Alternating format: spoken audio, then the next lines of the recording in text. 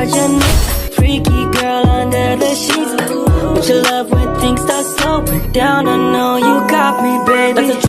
Assalamualaikum warahmatullahi wabarakatuh teman-teman. Kembali lagi dengan satu topik, satu langkah menambah pengetahuan.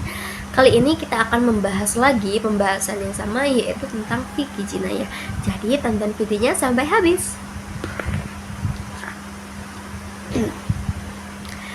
Dalam khazanah fikih jinayah, hukum qadhaf merupakan salah satu bagian dari kategori jarimah hudud, yaitu tindakan pidana yang bentuk dan sanksinya telah ditentukan secara tetap dalam Al-Quran dan hadis, dan tidak diperbolehkan diubah oleh manusia, baik oleh legislatif, eksekutif maupun yudikatif.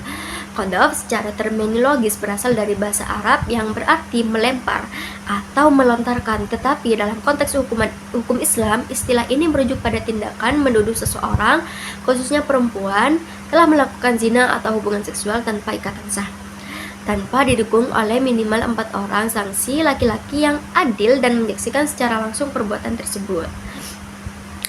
Hukum mengenai qadhaf ini diatur secara eksplisit dalam Al-Quran surat An-Nur ayat 4, yang mana ayat ini memberikan 3 konsekuensi serius bagi pelaku qadhaf, yaitu dihukum sebanyak 80 derah atau hubungan fisik yang bersifat hudud. Kemudian yang kedua, kesaksiannya tidak diterima di pengadilan selama atau penjatuhan cacat moral atau jar.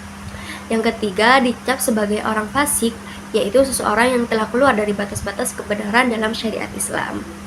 Salah satu tujuan penting dari adanya sanksi qadhaf ini adalah menciptakan masyarakat yang bersih dari praktik fitnah, gibah, dan tuduhan tak berdasar. Jika seseorang dengan mudah menuduh orang lain melakukan zina tanpa bukti, maka yang terjadi adalah ketakutan sosial, pembunuhan karakter, dan pudarnya kepercayaan di tengah masyarakat.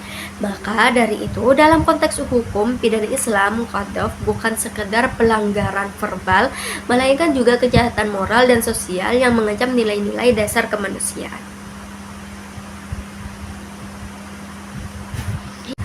Sebagai gambaran betapa pentingnya tujuan hukum qadhaf ini dapat kita lihat dalam konteks media sosial masa kini. Seringkali terjadi kasus viral di mana seseorang dituduh melakukan tindakan asusila seperti perselingkuhan, pelecehan, atau perzinahan hanya berdasarkan unggahan, foto, video, atau cerita yang belum tentu benar.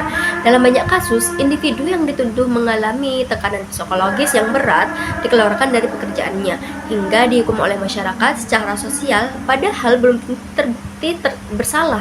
Dalam konteks ini, nilai-nilai hukum qadhaf jika diterapkan akan sangat membantu dalam mencegah kerusakan lebih jauh dan melindungi individu dari pembunuhan karakter. Mungkin itu saja yang dapat saya sampaikan, semoga ilmunya bermanfaat, dan see you di next video. Bye bye. Assalamualaikum warahmatullahi wabarakatuh.